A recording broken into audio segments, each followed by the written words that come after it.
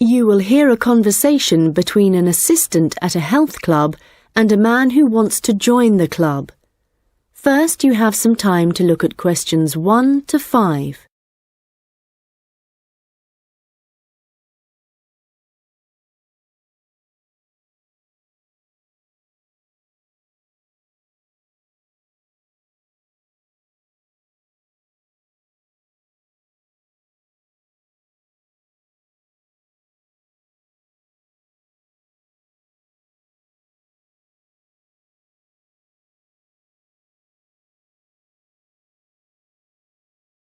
Hi, can I help you? Hello. Yes, is your club taking on new members at the moment? Oh, yes. We're always interested in taking on new members. Just give me a moment and I'll get an application form. Right, here we are. So, let's start with your name. It's Harry. OK. And your surname? It's Simons. Is that like Simon with an S? No, it's Symonds.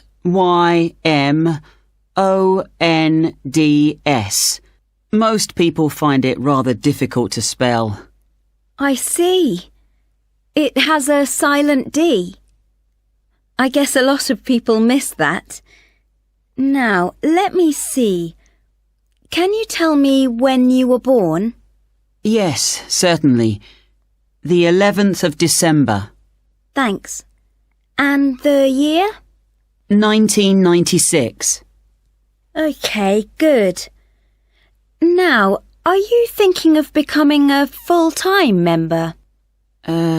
Probably not. What kind of memberships do you have? Well, we also have off-peak membership, which is between 9 and 12 in the morning and 2 and 5 in the afternoon. And then we do have a weekend membership. So a weekend membership is just Saturday and Sunday? Yes, that's right. OK. Well, that's not going to work for me. It looks like I'll have to be full-time. I'm afraid off-peak membership won't do, as I'm not free at those times, and I don't just want to be restricted to weekends. OK, I'll make a note of that. Right, we have several facilities at the club, including a gym, a swimming pool, tennis and squash courts. What activities are you planning on doing? Well, do you have badminton? Yes, we do. And table tennis? I'm afraid not. Well, not at the moment, anyway.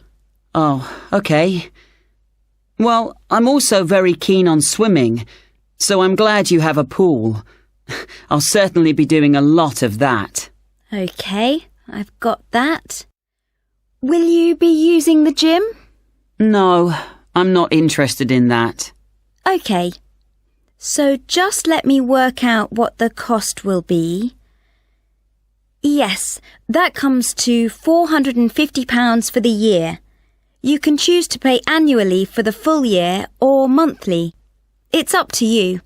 Oh, I'd prefer to pay regularly in small amounts, rather than have a large amount to pay in one go, if that's OK. Sure, that's fine. Right, I've got the most important details for now.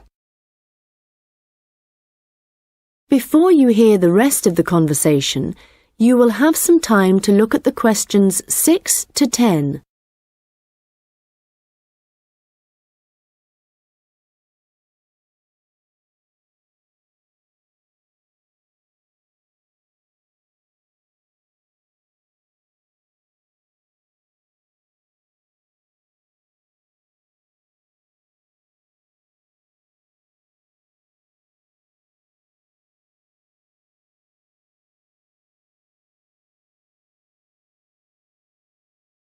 Now listen and answer questions 6 to 10.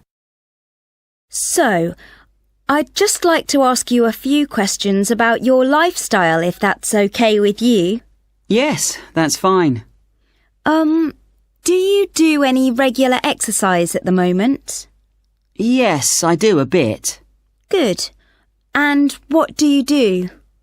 Well, every few days I go jogging. Yes, that's good. How long do you go for? Well, it varies. I guess it depends on how energetic I'm feeling. Yes, of course. Every little bit helps. Do you have any injuries at the moment? Well, I did break a bone in my foot playing football a long time ago, but that's all healed up now. But in the last few days, I've realised I have a bad ankle. I think I must have injured it last week, and it's a bit sore now. But apart from that, I'm fine. Right. I guess you might need to rest it for a few days to let it recover. Yes, I will. So, let me just ask you what you want to achieve by joining the club. Do you have any targets or goals? Well, I suppose my main aim is to build up my fitness level. Is that the kind of thing you mean? Yes, that's fine. All the activities you're going to be doing should certainly help you with that. Okay. And could you tell me what you do for a living? Well, I was a student up until recently. Okay. So what are you doing at the moment? Well, I'm a charity worker. Oh, that's fine. I'll write that down. Okay, nearly done. One last question. Can I ask how you heard about the club? Did you see it advertised or did you go to our website, for example? Well, I've been looking for a health club for a while, and I asked my friends for suggestions, but they weren't much help. And then I was listening to the radio, and your club was mentioned. So I thought, I'll go along and see what it's like. Great. Well, we look forward to having you as a member. That is the end of section 1. You now have half a minute to check your answers.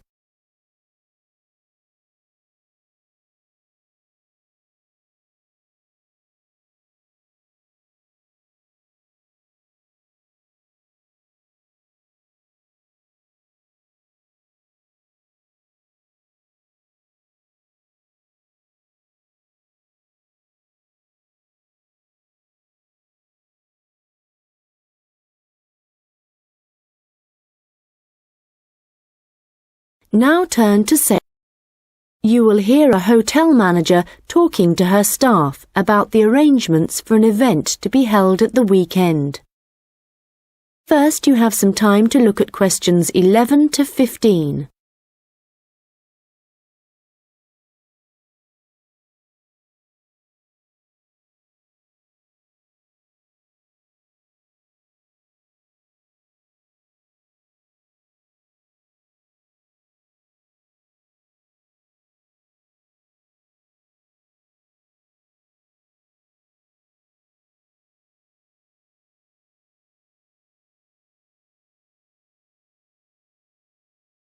Good morning, everyone. I hope you're all feeling okay after the activities of the last week or so. I know you've all been working very hard recently, and we've been exceptionally busy, especially with the wedding last weekend and the trade fair straight after that. And now we have only 3 days to prepare for the birthday party this weekend. The events recently have gone extremely well, and the hotel is beginning to get a very good reputation, so we need to keep it up. At the moment, we don't have exact numbers of guests, and though we usually only cater for groups of less than 50, we will have quite a few more than that. So, as I said, not sure of numbers, but of course we won't go over the maximum of 100. But it's likely that we will need all of you to work this weekend, so if any of you can't, please let me know as soon as possible. Right, so what time will the event start? Well, the invitation says guests should arrive between 7:30 and 7:45, But our experience is that there are always a few who like to arrive early, so we'll expect the first people at 7:15. As the numbers are quite large, this will certainly be the case. Food will be served at around 8:30, and then, depending on how long the meal takes, the entertainment will start about 2 hours later. Now, for this, we were expecting a live band for the occasion, which is always fun. But apparently this has been cancelled due to illness. So, the hosts know someone who is a comedian who will be replacing the band. We had hoped that the resident magician who worked here through the summer would be able to help out, but they weren't keen on that idea.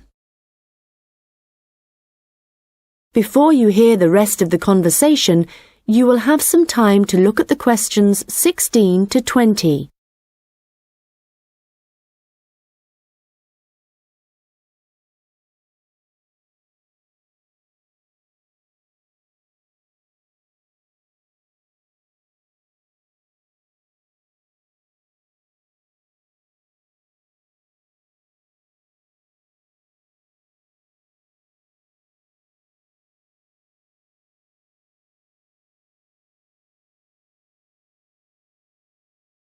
Now listen and answer questions 16 to 20. So, I'd just like to go through who's doing what when the guests arrive, and I think we'll make a few changes from the last party held here. If I remember correctly, it was Olav who coordinated the task of providing the guests with drinks. Or was it Ahmed? I'm not sure. But Gary asked to do it this time, so that will be his job. There's been no decision yet on what the drinks are going to be, but I hope they decide soon in case we need to order something special. Now, for receiving the guests' coats and hats, it's important we have someone experienced doing this, as we don't want guests losing their belongings. And Monica, last time this was your responsibility. Susan, I know you wanted to do this, but as the numbers are quite high for this event, I won't make a change here. Right. Now, last time there was some confusion as to where guests were supposed to go once they had deposited their things, and we had guests roaming around the whole hotel. So, Ahmed and Olav, I believe you discussed the problems with Susan and thought she would be good at guiding guests after they had arrived. And I'm fine with that. Right, and now for some general instructions. Once the guests have arrived, they will be in and around the lounge area, and then at around 8:30, we need to get them to move to the restaurant for their meal. This often proves difficult and can take a long time, so I will ring a bell so that everyone knows it's time to eat. Hopefully, this will speed things up a bit. Also, for this event, there'll be a seating plan, so the guests won't be able to decide for themselves where to sit. They'll have to sit according to the plan. There will be a plan on each table, and I've been thinking about where to put the master plan so everyone can view it before they enter the restaurant. As they'll be spending quite a while in the lounge, I've decided to also put a plan there.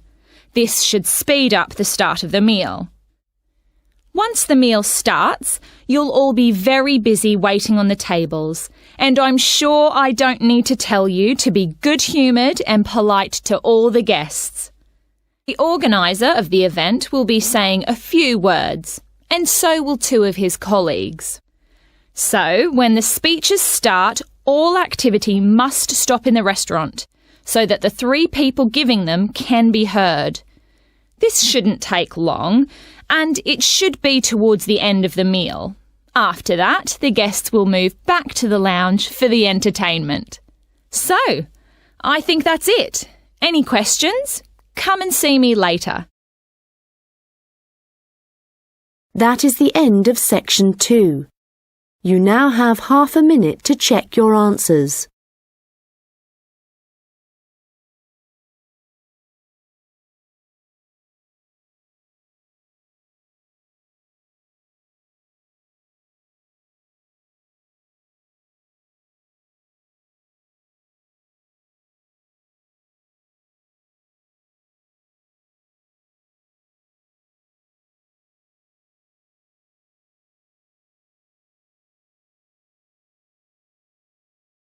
Now turn to section 3.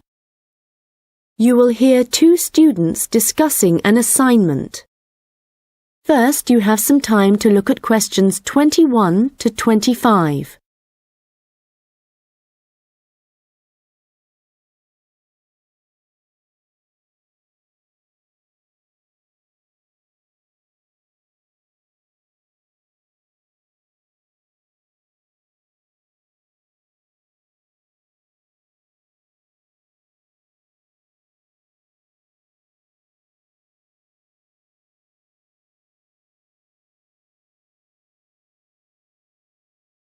Hi Melanie, what did you think of the assignment that we got today?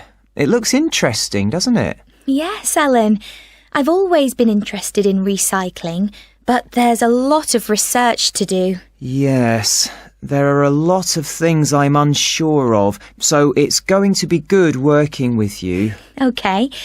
Well, why don't we start by making a flowchart from the notes our tutor gave us? Yes, so on one side we could have the paper production cycle, here on the left, and on the other side the recycling. Good idea. Let's start at the top with the production. The first step in the process is to get the raw materials. Yes, and they tend to come from pine forests. OK. And then the bark is removed from the outside of the tree, and after that, the wood is chopped up. That's the first 3 stages. It sounds a bit complicated after that. It says water is added, and then the mixture is heated and made into pulp. This will be the thick paste that is used to make paper. Yes, you're right, because after that they use a machine to make the paper, and we can put that right in the centre of the flowchart, because it's also where the recycled paper joins the process. Yes. So, once the paper has been produced in the machine, what happens then? Well, I think we should write print as the next step, because this is when newspapers, magazines, etc. are produced. And we could also add that they have to be distributed to stores and people's homes. Right. Then the recycling bit starts. The old paper's collected, and then it says it's taken somewhere so that someone or something can sort it. I imagine there are different kinds of paper, or things like paper clips that need to be removed. Yes. Let's have a step after that. Now, how did our tutor say they do this? Oh yes, it involves chemicals. So, how is your chemistry? Well, not very good, I'm afraid. But this is how they remove ink, so this is definitely going to need a bit of research. Right.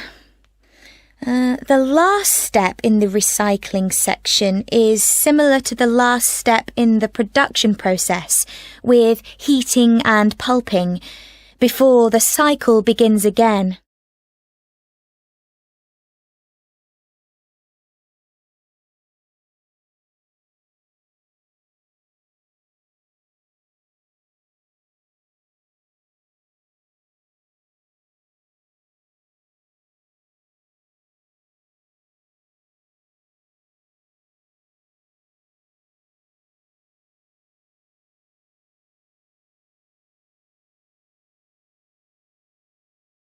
Now listen and answer questions 26 to 30.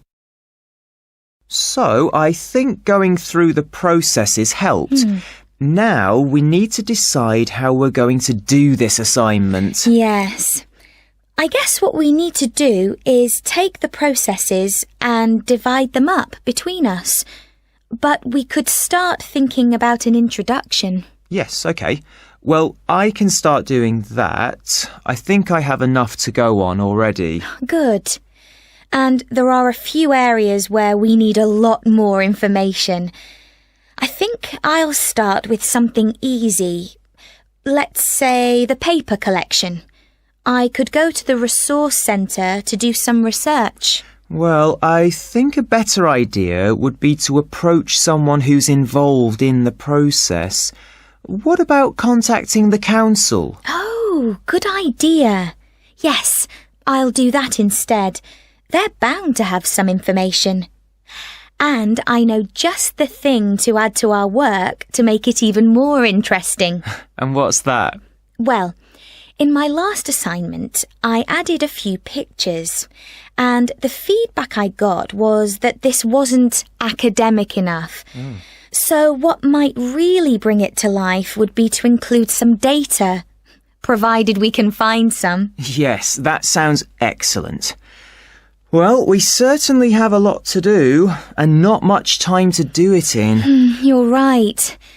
I think we have about 5 weeks, so I suggest we create a plan of work today. The end of the month is nearly 3 weeks away, and then we have a few days holiday. Yes, so let's see if we can get the first draft done by then, so we can take a short break. OK. Then after the break, we'll have just over a week to complete it. I wonder if we could get someone to review our work for us a few days before the deadline, so we can make some final changes. What about your friend, Henry? Well, the best person would be our tutor. Henry's very good, but he's taking a whole week's holiday, and there won't be enough time when he returns. OK then, that's fine. That is the end of section 3. You now have half a minute to check your answers.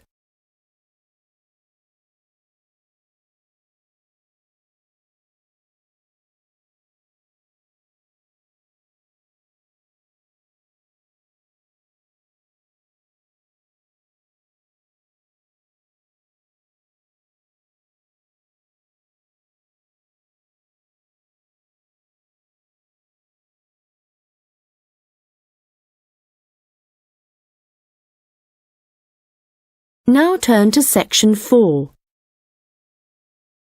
You will hear a lecture about hair.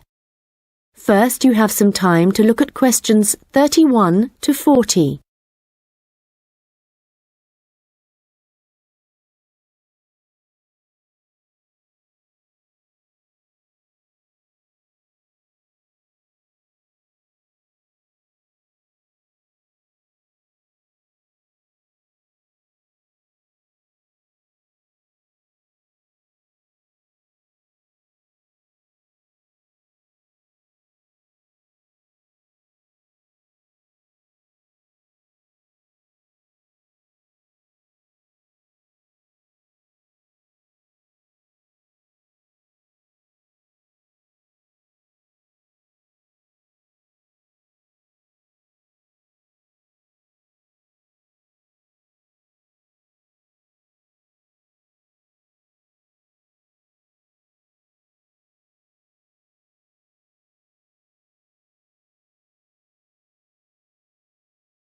Now listen carefully and answer questions 31 to 40.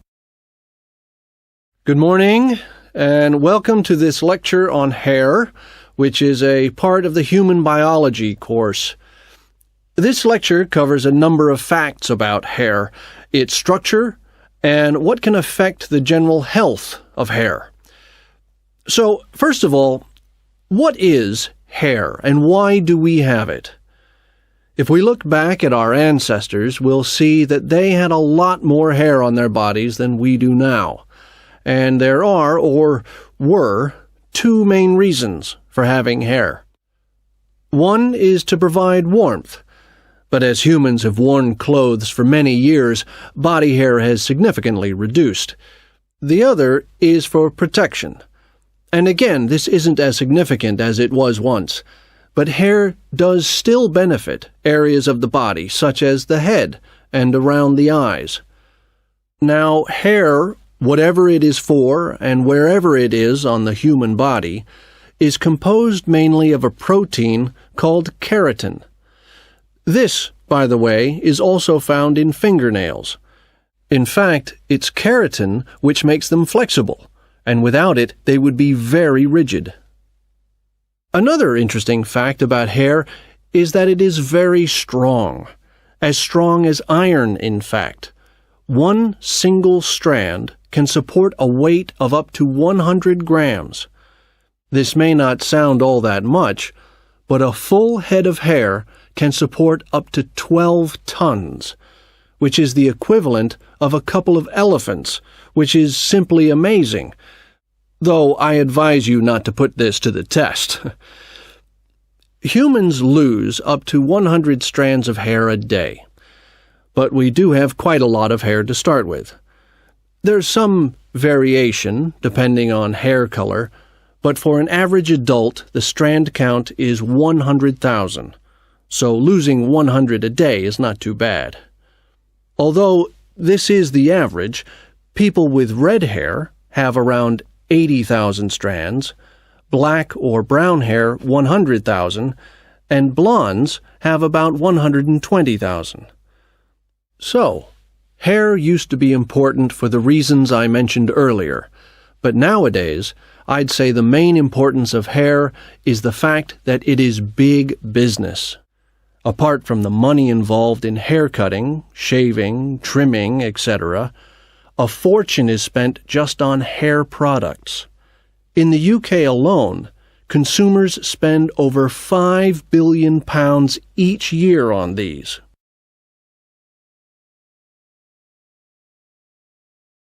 So next, I'd like to just give you a quick overview of the structure of hair. As you can see, along the length of the hair, there are three main parts, called the bulb, the root, and the shaft. A single hair is fixed at one end below the skin in the bulb. The bulb acts rather like a cap. It encloses the end of the hair in the head. The next part of the hair is the root, and this is the part of the hair which lies just beneath the skin, and, in terms of hair production, is the most important. This can be considered the control center for each strand of hair, and is where the glands are found. These produce oil, which flows along the length of the hair, and the health of the root determines the overall health of the strand of hair. The last part is the shaft, and this is the hair which is above the skin, and is, of course, what we can see. Fortunately, this is not active, and I say fortunately because otherwise it would be very painful to have your hair cut. And finally, I'd just like to go over a few factors that impact on the overall health of hair. Like every other part of the body, our diet, that is, what we eat, is extremely important to the condition of our hair. But whereas a change in your diet to, for example, eating unhealthy foods will soon be noticeable in your skin, changes to your hair will take a lot longer. A change in diet today could take several months to have an effect on your hair. And so, what is the key to healthy hair? Well, eating a balanced diet is the most important thing. There are a number of vitamins that are vital for good hair health, the main ones being vitamins C, D, and E. And in a balanced diet, all these vitamins should be readily available. If you need a boost of vitamin C, for example, one of the best things to eat are blueberries. For vitamin D, the best examples are fish, mushrooms, and eggs, and for vitamin E, nuts and seeds. Right, so let's go on to what it